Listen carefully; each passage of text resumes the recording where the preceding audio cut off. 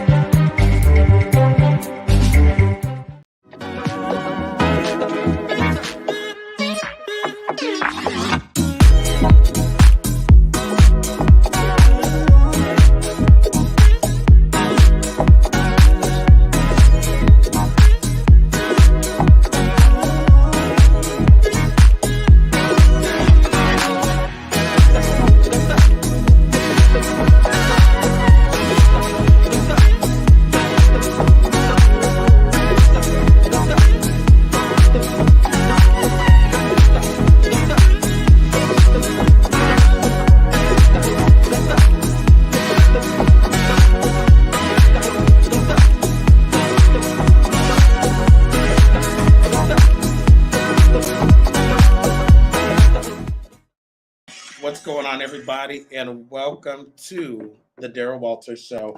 I am your host, Daryl Walter, and y'all, I am excited. I'm a little nervous. I am just all over the place. So welcome, come on in.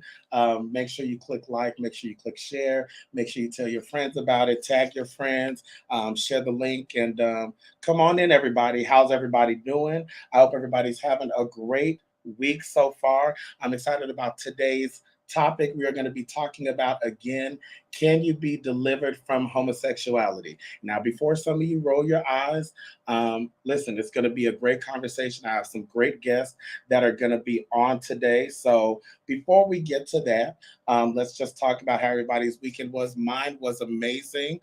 It was amazing and not so amazing at the same time. My TikTok count was suspended, y'all. They basically they canceled. They suspended me for a minute. But let me tell you why. I had the opportunity to go to the Knowledge is Power Ball. And for those of you who don't know what a ball is out there, it is first of all, I highly recommend that you watch Pose. If you don't know what a ball is, go back and watch all the episodes of Pose. But basically, balls are an event where there's all these different categories and genres and people walk down them. So let's show the video.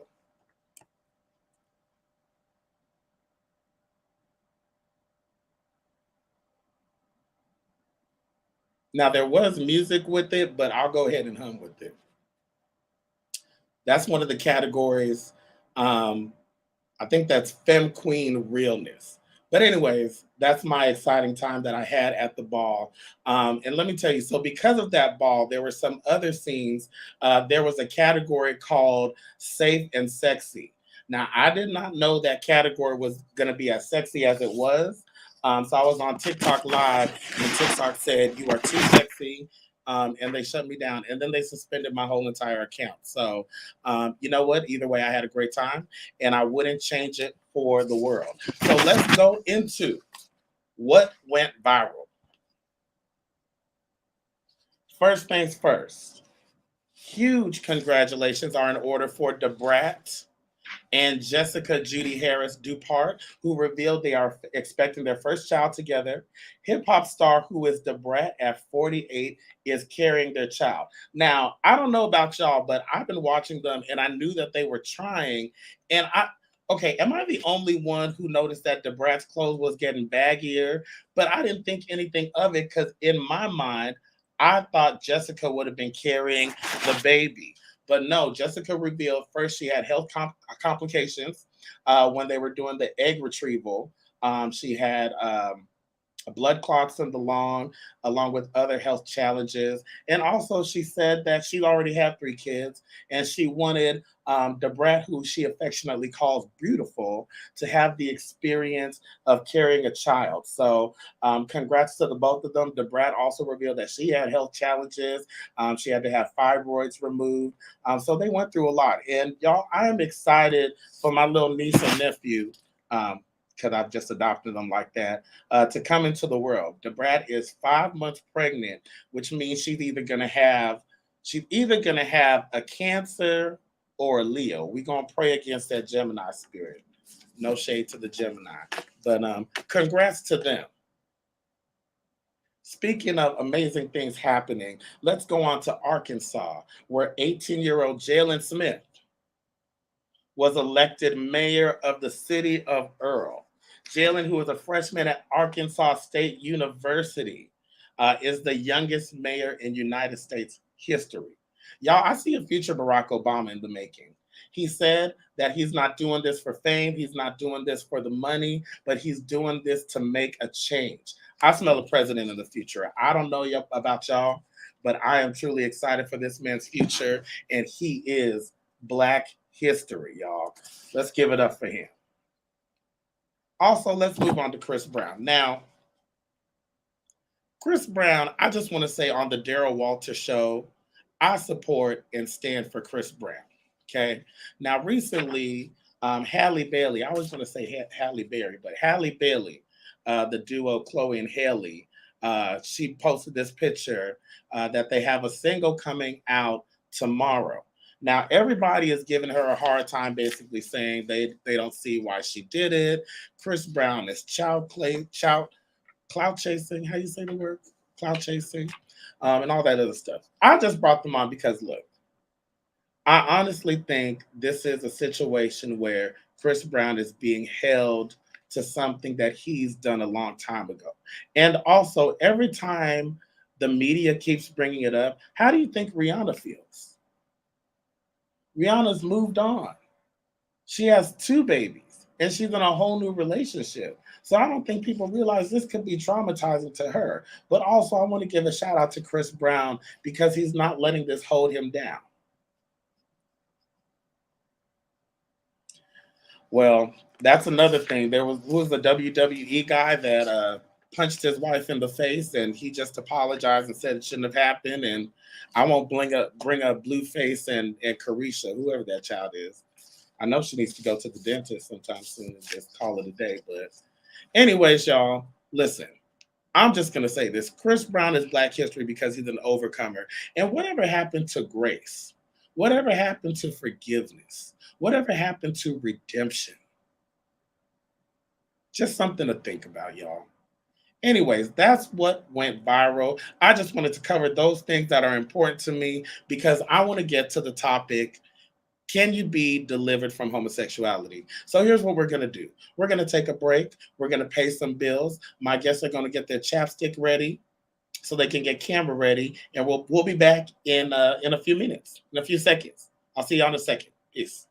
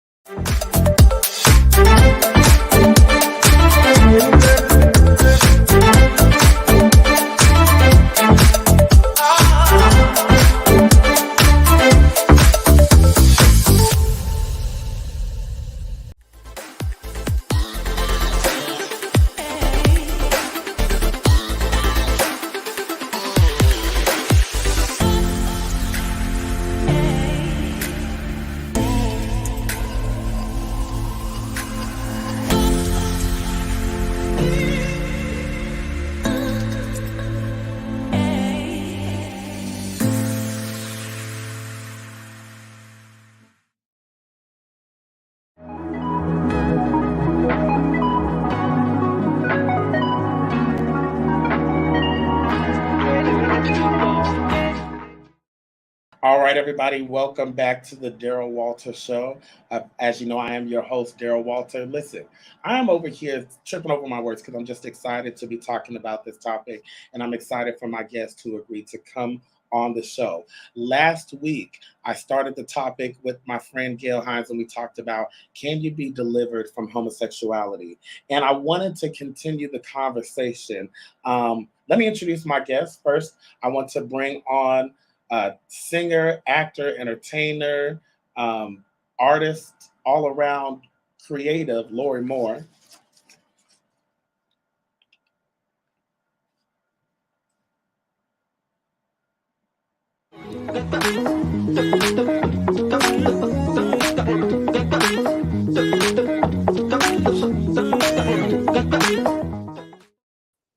Hello, Lori. Welcome to the Daryl Walter Show. How are you today? I'm doing great. I'm so glad to be back because I've been here before.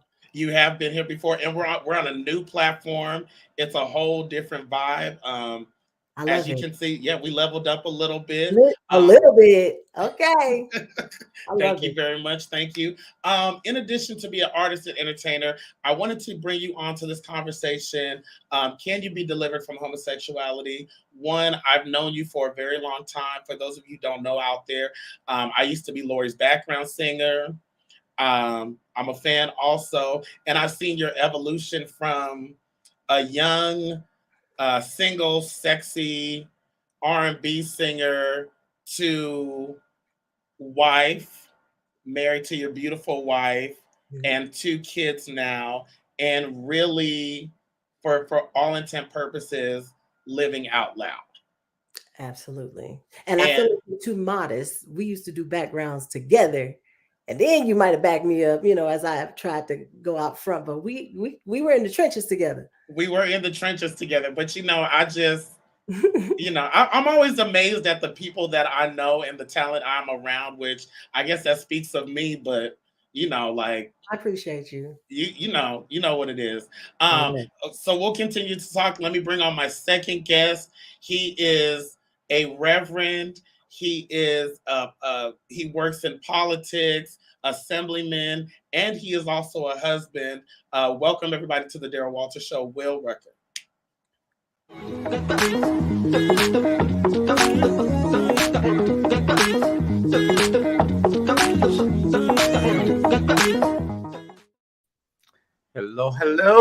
Hello. Welcome to the show. How are you today?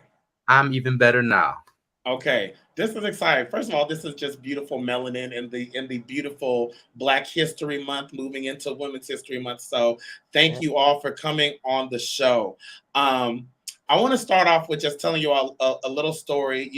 When I was 19 years old, in the 1900s, there was a young Daryl who grew up in church. And I remember I was going to college and I was under watch care at this Kojic church because I grew up Kojic. If you follow my story, I grew up Kojic.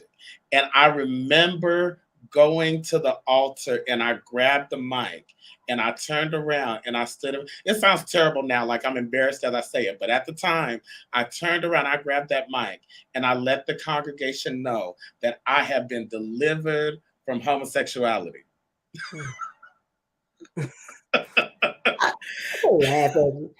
It's fun, but I was so serious. I mean, I felt it. I just felt it here, right? And I look back on it. I'm like, first of all, Daryl, what was I thinking? Getting up in front of a bunch of strangers that don't know me from anything, going, I was delivered.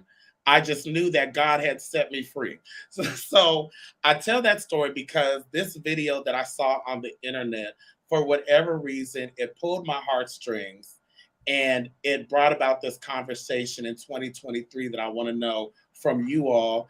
Can you be delivered from homosexuality? So Kwame, play the clip and then let's discuss.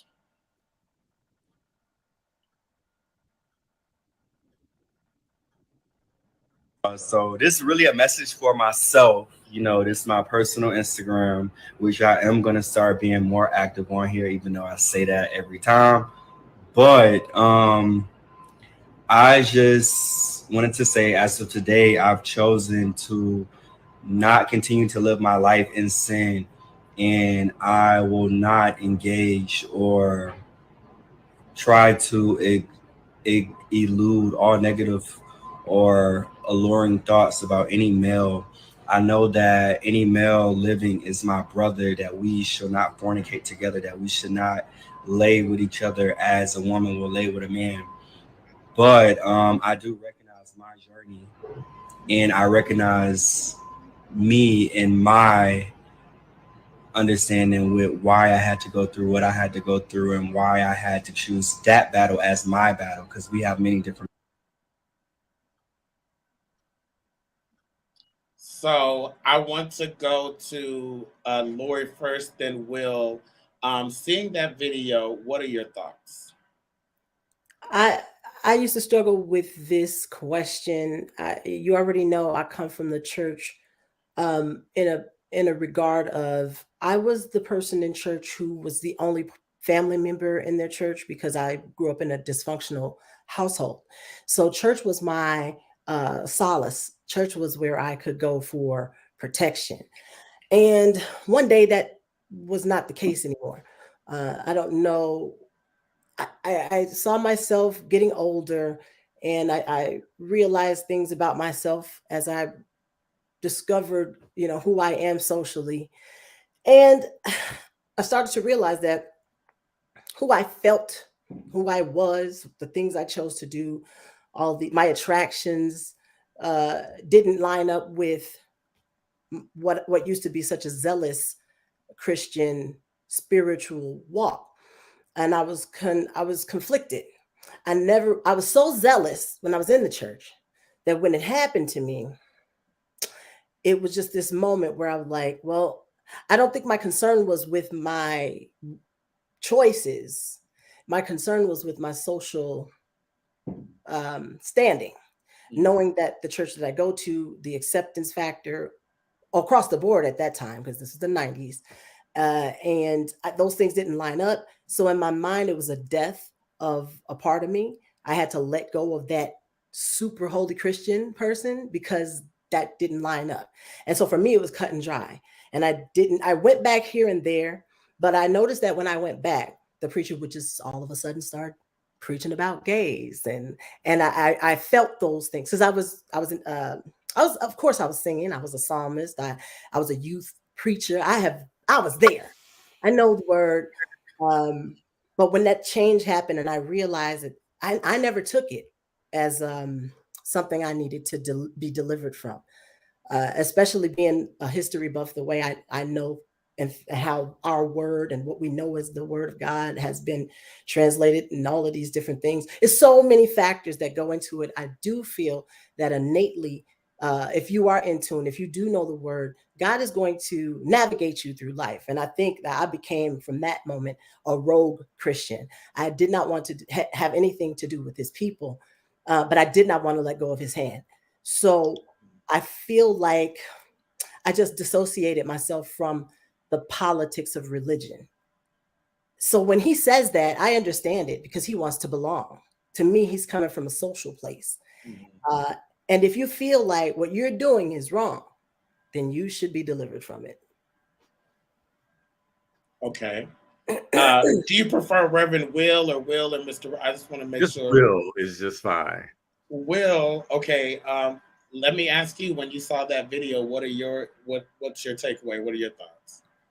How long is the show? That's my first thought, because I had so many different thoughts. I could absolutely relate. My heart broke. I had admiration, so many different things, because in my view, anyone that wants to do what is right is someone that should be honored, right? And also sometimes because of our ignorance, we think right is something that isn't. With the subject at hand, just to kind of dive right in, I mean, you can be delivered from sexual activity, but you can't be delivered from who you are. And sexuality is intrinsic in human nature. Even asexuality is still asexuality. So, your attractions are what they are. I have friends that are in heterosexual marriages, and over the years they've discovered, guess what? I have no actual sexual interest in this person, but we have an amazing marriage. So there's no one size fits all. And my hope for that individual is that he just truly finds what makes him at peace, not what he thinks is going to put others at peace for him. Okay, so I want to ask the both of you because I delved into this, and as I went through my research, I'm like, oh, this is kind of like a almost close to a Pandora's box because I open one a thought or one idea of it, and then I open another idea, then I open another idea. So I want to ask the both of you. We're in 2023, right? Why are people still being delivered or seeking deliverance from homosexuality? And let me preface that I have a friend who, or I know someone who used to date men and now he's in a heterosexual relationship. I have an acquaintance who is an admirer of mine. I'll say this, he has a crush on me. But as I watch him on social media every other week, he's struggling or seeking deliverance or trying to be delivered from his struggle or always talking about his struggle. And I always watch this kind of flip flop, especially with church people. So I'm curious to know, why do you think in 2023 people are still engulfed with a struggle and being delivered? And I feel like I use that word loosely. What is that about? Because it's still being taught. We do these things, we say these things, we act on these things because that's what we've been taught. The bottom line is, my daughter wouldn't.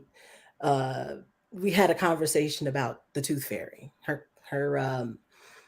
Her classmate told her that that's your mom doing that at the middle of the night. That's, and it's like, I talked to a friend of mine about Santa, right? All of these things that I feel like we teach, and it's like, I'm not that mom. I'm gonna be like, look, baby, our mama spent her hard-earned money, and that's why you got these gifts under there, because it's Jesus' birthday. We giving each other. I'm gonna just tell you, but my wife is different. She wants the illusion. She wants to do that because that's what we were taught, right?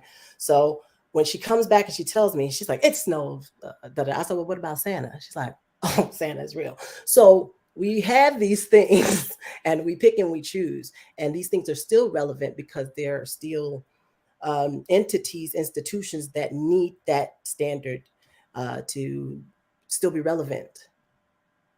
Will, same question. Yeah, we're on the same line. Absolutely. I think part of it too is that we need a boogeyman. We need a devil to blame for what's wrong in our lives, for our dysfunction. And when you grew up hearing homosexuality is wrong and God's going to get you for it and it's a curse and the many, many things that are taught across pulpits still to this day, you're like, well, maybe that's why whatever is happening.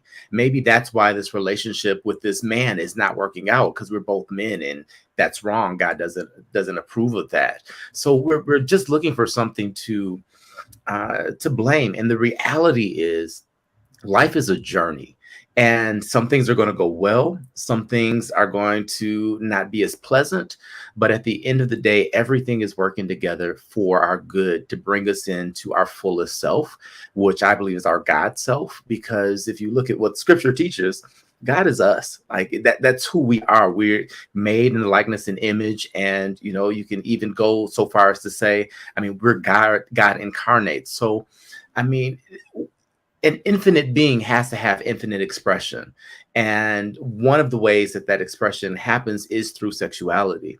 So there are different flavors, there are different interests. And I also really want to highlight, people change. And that's different than deliverance. Over the years, your taste simply change. And science has proven sexuality is a spectrum. There are very few people that are heterosexual and homosexual. Everybody's kind of somewhere in between.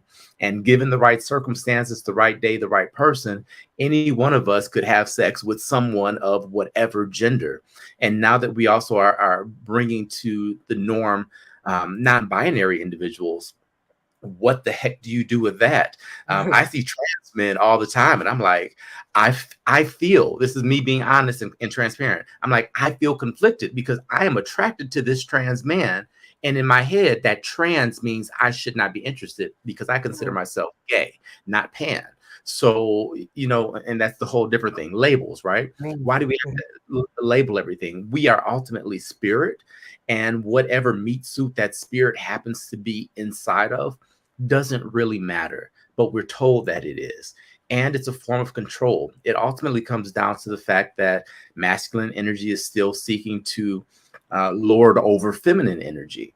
And if you're effeminate, if you're feminine, if you're female, well, you're less than. That's deep in our consciousness, not just on an individual level, but as a culture that's embedded in our consciousness. So all of that put together makes for confusion. And it's why we have such high levels of depression, anxiety, why we don't take care of ourselves, why we do these dangerous behaviors.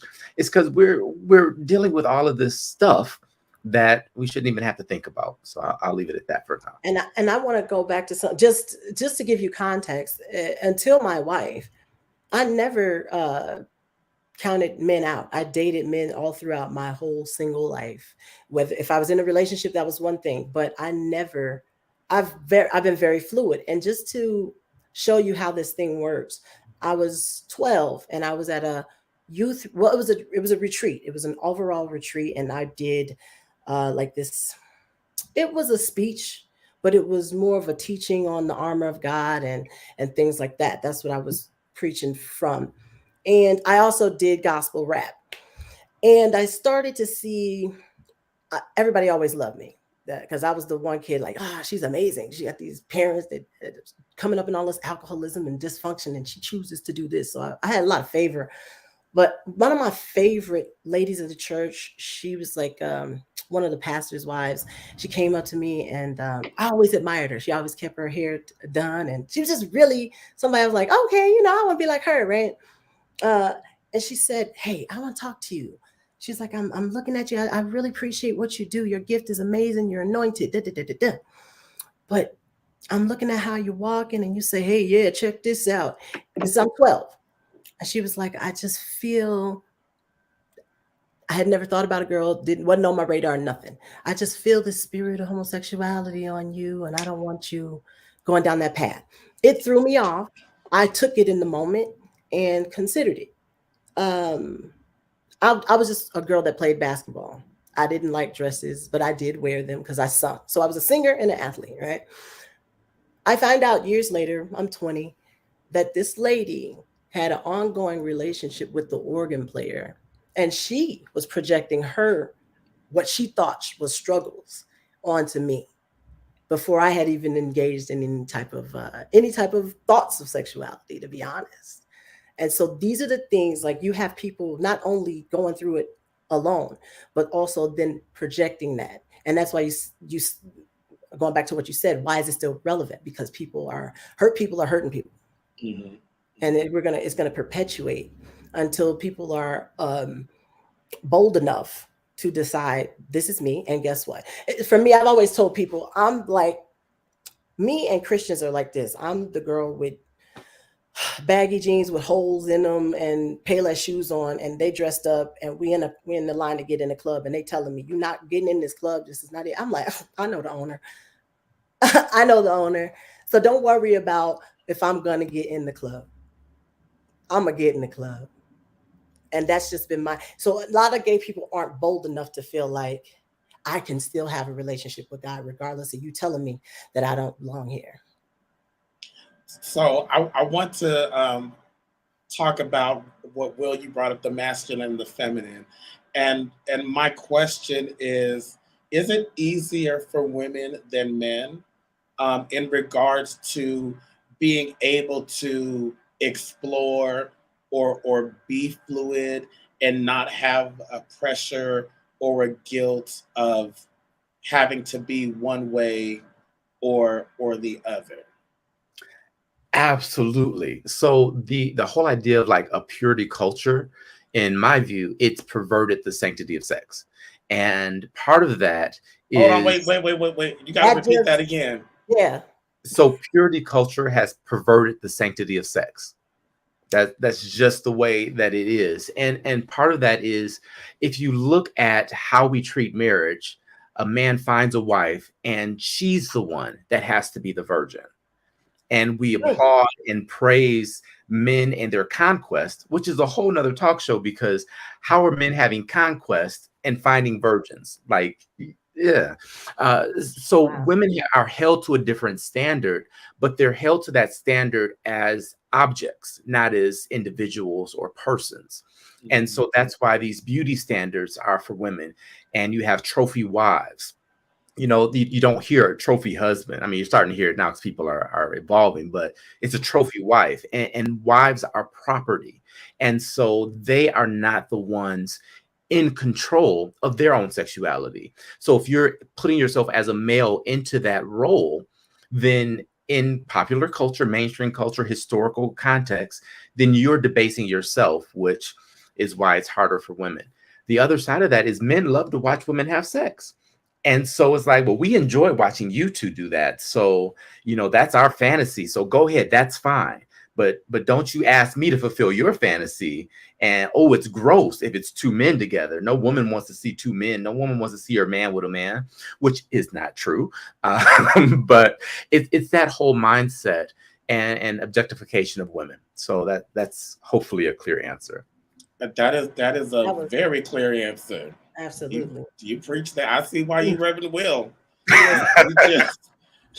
I'm over here like pass the offering plate. So I want to go to Lori, because in regards to masculine and feminine, again, one, I've known you for years, and I've watched your evolution where, and not that you don't now, like you do makeup and you do the, I almost want to call it drag.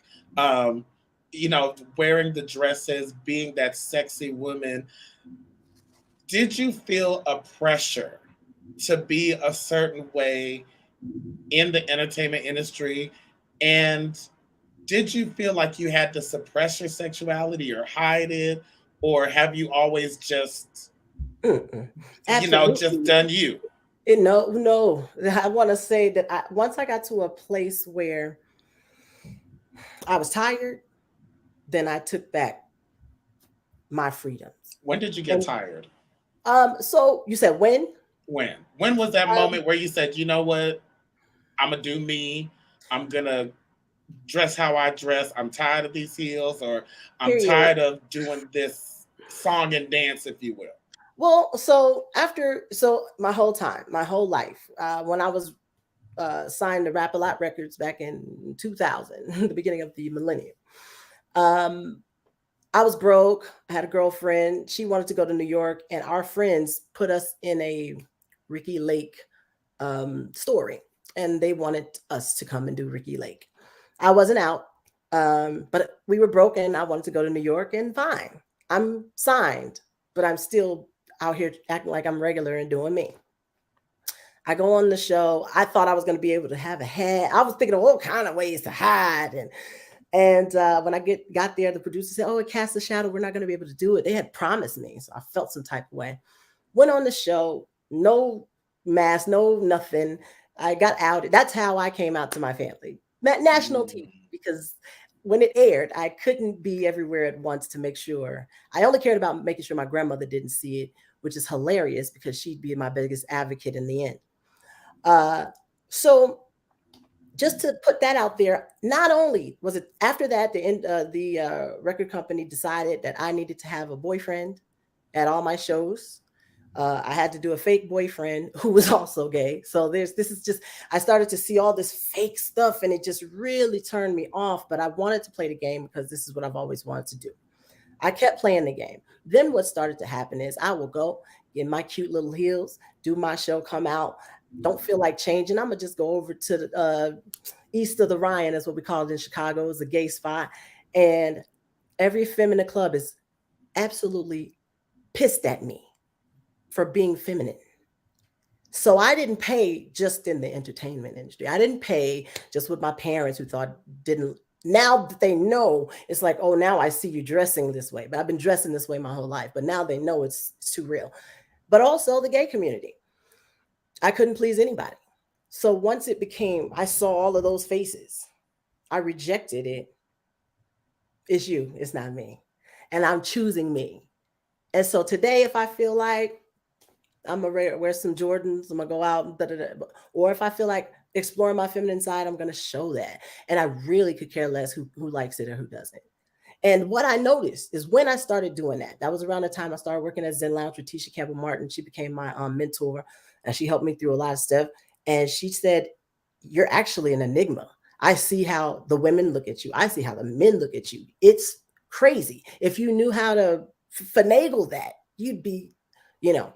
And so I started to take, ownership of that and feel good about those things, that the androgyny is attractive. And I was dimming myself because of what other people felt. And it's too many other people for me to please. So I decided to choose me. Unfortunately, that was like I'm 34 at that point. But I will say I had the most success of my life doing that, being me. And nothing ever worked better than when I was me. That's true. That is true. Well, I want to shift the conversation to you, and I want to switch the question a little bit. Do you feel like you have masculine privilege? And I ask that you are married, right? Yes. And you work in ministry, you work in politics. So when I asking Lori, like, the feminine and women getting it easier, but do you feel like you've had it easier? Like, do you feel like you have masculine privilege in that walking down the street, I wouldn't go, "Oh, he's gay," Yeah. And have you always been out? What's your story? Yeah. So growing up, I didn't even know gay was a thing I could be. I have a cousin, we're about the same age, and he is super femme, heels, purse, all of that. And he's been very feminine since we were kids. Like growing up, they knew he was gay, but my family had no idea about me. And honestly, I didn't know it was a thing I could be. I didn't come out until high school.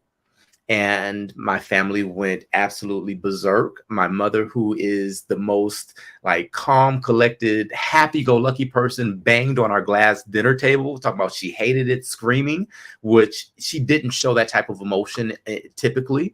So that was traumatizing, right? But I was kind of strange because I came out, and like even in my high school band, I was the one that put a skirt wrap around me. And, we're on the marching band field to the football game. And I'm like, I'm gonna be proud and do whatever, just because I just wanted to. But I actually went back into the closet for ministry. And so my husband and I faced so many challenges because he's a PK. We actually ended up going to the same ministry school, just 1 year apart. And his cousin happened to be the bishop.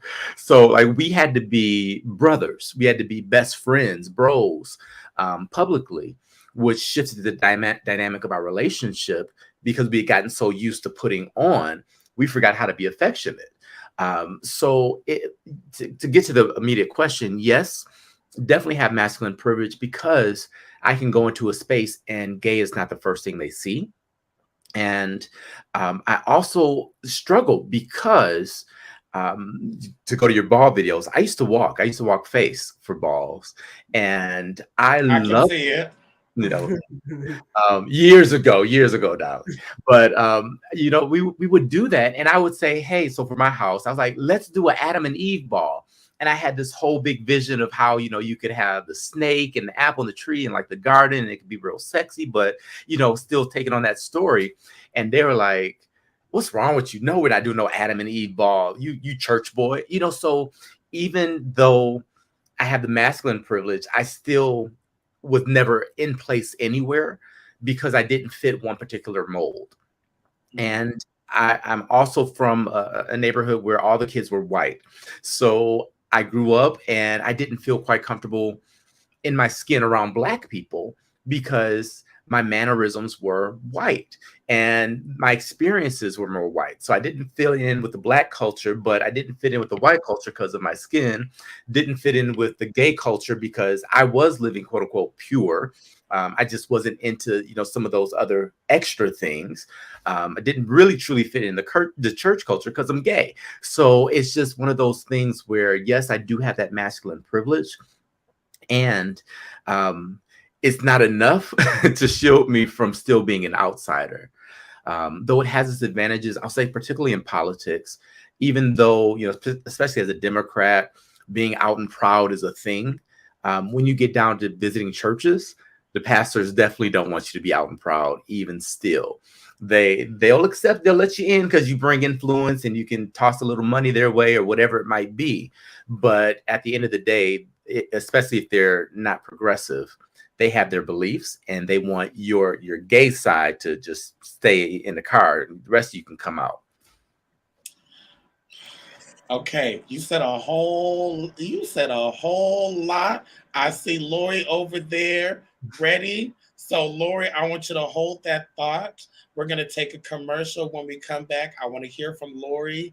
And also I want to come back because this whole conversation, Kwame, I'm going to commercial. Just hold your horses. I feel like this is my calling. And I to bring awareness to people who are still not in self-acceptance. So when we come back, I want to talk about where do we go from here? Where does, in some senses, where does the church go from here? Like now we're going to be talking to our younger selves, to the younger generation coming up. So I want to hear from y'all when we come back in the 1 and 2. And yeah, we'll be back, y'all.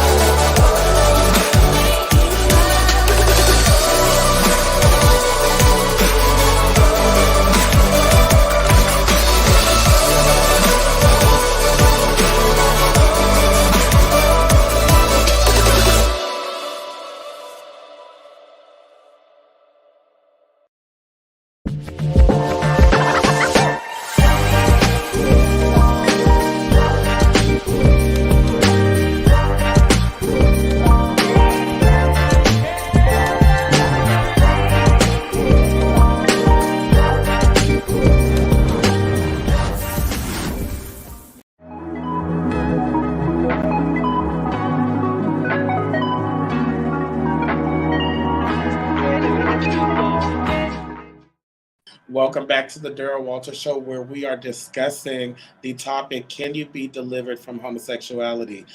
Before we went to commercial, we were talking with Will about the masculine privilege, which I'm conflicted about it. I just find it really interesting because it's almost like a super strength, or what are they when superheroes have their kind of superpowers. So Kryptonite? Is it a kryptonite, or is it kind of like a little like extra power or something, like I'm gonna turn on my masculine privilege and like a you know what I'm saying, like like one of those armor suits. You know how when you got Iron Man, you got a suit. Exactly, like you know what, I'm going to the football game. I'm gonna put on my masculine that was femininity though. Also, do you see the connection? Do you see and the so connection? I was gonna say I have to acknowledge my feminine privilege, because the privilege that I had, that I didn't take liberty. After a while, I didn't take liberty, was that I can totally blend if I want. But you still have it though. Like you can totally, like I watch your transformation videos. You're like, you know what? I feel like, I'm feeling real. But it's when I feel like it now. That's the difference. And it's not because I'm hiding from something. It's just that I'm good at both. And circumstances in society made that so. So I've realized, I come to the conclusion, can you be delivered from homosexuality? In theory, in essence, I would say no. But with that being said, where do we go from here? Because will there ever be a time where the church is no longer teaching that, or where, I know that there's acceptance, but I will say this is my humble opinion. I don't think there's full acceptance. I think there's acceptance because they don't want the backlash. They don't want to be known as the church that's the gay bashing church. But I always say, for me, one of the things I've come to the conclusion, like, I'm a person who has decided to stop going to church because I realize that it's not that they hate me, but I don't hold the same value as the married heterosexual member. I'm not seen in the same light. So my question is, will that change? Will we see that changing of guard where, and again, I'm not talking about, oh, there's gay people in the choir and gay people go to church, but fundamentally, will that fundamental belief change where it's like, not only are you gay at my church, but yeah, you can get married here, or yeah, bring your boyfriend, hold his hand. And I know I'm going, just go with me on that. Can I start on this one? Go. Absolutely. Okay. So as a pastor who has planted churches, it's one of those things that it goes back to what Mahatma Gandhi basically said, which is be the change you want to see in the world. So our first church in Las Vegas, we did not advertise that I was a gay pastor, and yet we still were known as the gay church. And with that being said, the gay community made fun of our church for being the gay church because they lacked self-acceptance. So in order for the quote unquote church to change, we have to change and begin to accept ourselves. And so what I have seen is that the talent of the gay community will go to these gay bashing churches and willingly serve, willingly give their money and their resources and their presence. And then the church that actually does accept them, that welcomes them, that will marry them. Because I'll do the marriages when they go to somebody else's church. I'm like, wait a minute, how this working out? Because, we need something to pursue. But they'll continue to go over there and not support their own in a place where they actually are truly accepted, because they're stuck. And they're stuck in the mindset of, well, I still don't really believe that I'm okay. I don't really believe that it's acceptable in God's sight to be gay, to be bisexual, to be pansexual, whatever it might be. They believe that they are, in fact, in sin. And then they may have progressed to, oh, well, it's a sin like any other sin and everybody's a sinner. So, we're all in the same boat. But they haven't reached the revelation that, no, you are exactly as God intended you to be. And you are fine just as you are, no matter who you love, no matter who you're attracted to, no matter who you sleep with. So we've got to get that self-acceptance piece in order for the global church to change. Part two, there are a number of other denominations, not Kojic, but other denominations that are welcoming and affirming. They tend to be white. So, go back to my upbringing, right?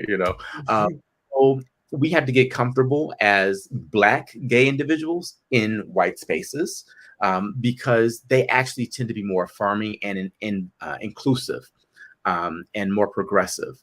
The biggest challenge I have is getting people to just say, you know what, I'm gonna live in my truth and I don't care what anybody else says about it, right? That's the lifelong journey that we're all on. And we all still have these evolutions to go through, no matter how comfortable. I mean, I've been married to the same man for 20 years, right? So no matter how long we've been together and how comfortable we are now, it's still that moment where I say, this is my husband. And then in the pit of my stomach, I'm like, uh-oh, am I about to be judged? Am I about to be beat up, right?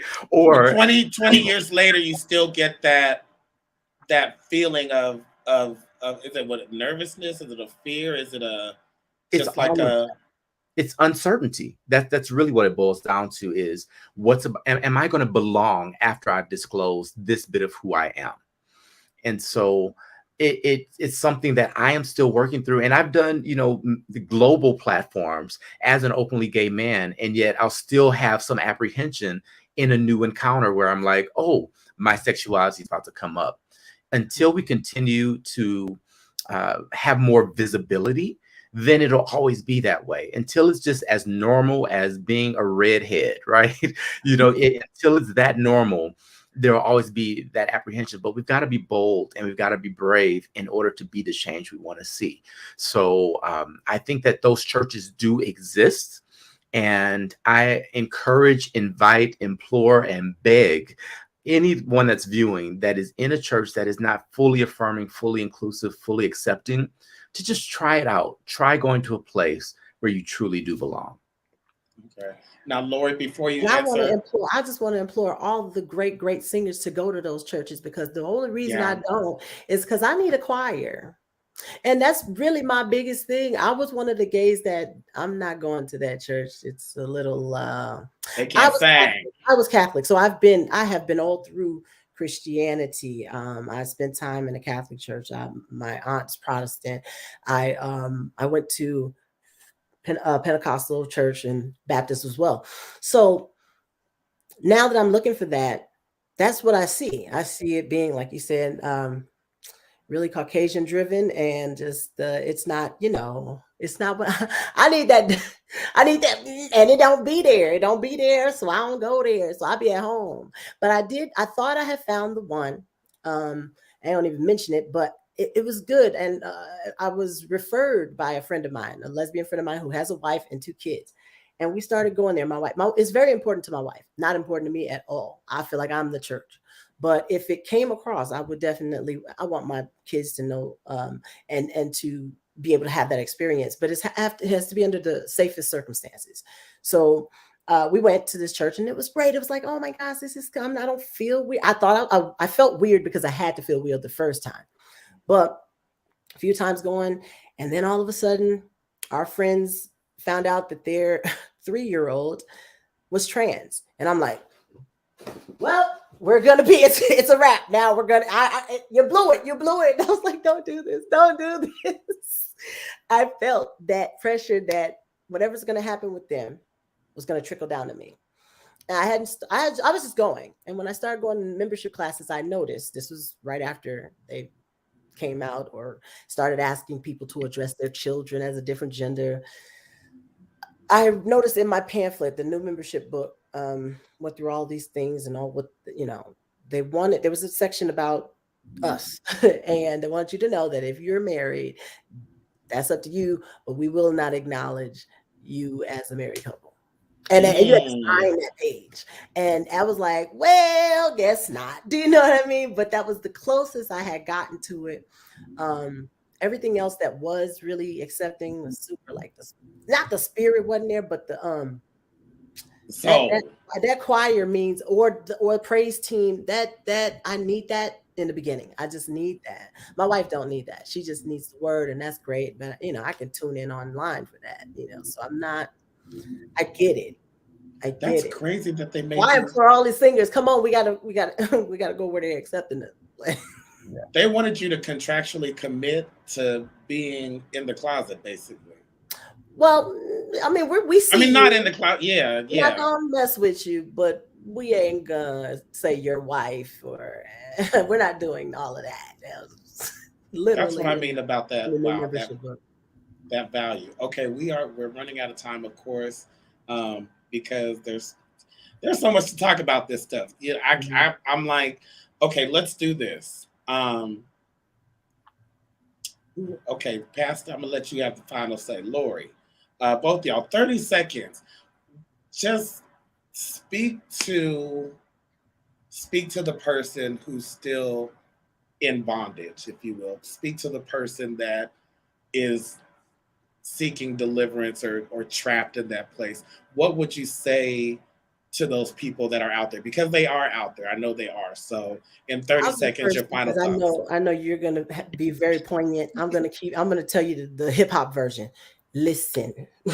There is nothing better than you being your authentic self. Can't nobody in the world do you like you. Stay in tune with yourself. Check your innate, you have a sense. You know what's right, you know what's wrong. Check what you need to check. Get delivered from what you need to get delivered from. But above all things, continue to be yourself. Reverend Will, 30 seconds.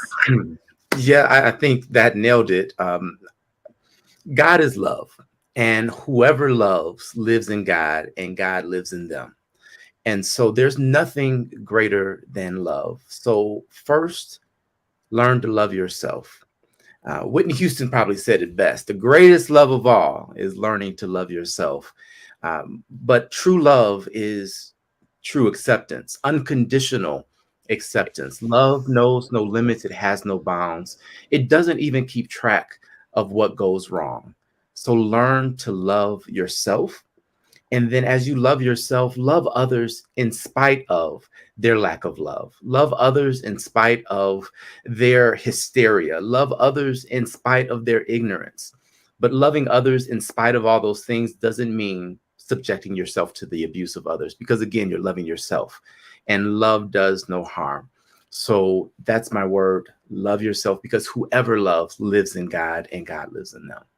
All right. Where can everybody follow you all at? Lori, where can they find? Well, at Lori Moore, at Lori Reverend Will Rucker, they can follow you. Will Rucker, yep. Okay. Let me just get my first. I want to say thank you all from the bottom of my good entire whole heart. I want to thank you all, and I feel like down the road, I want to figure it out to do another.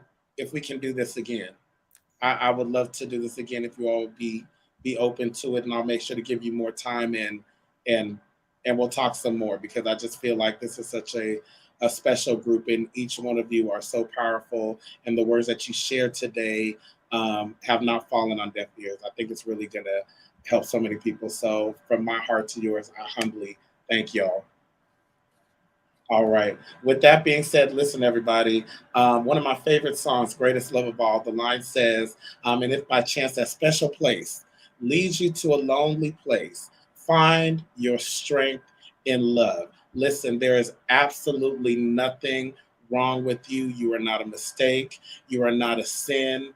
You are not a lifestyle. You are a human being that is full of love, and you are loved. So just go with that until next time. Remember to mind your business, stay hydrated, and keep your name out of Will Smith's mouth. All right? All right, y'all. I got to go. Bye. See y'all next week. Thank y'all.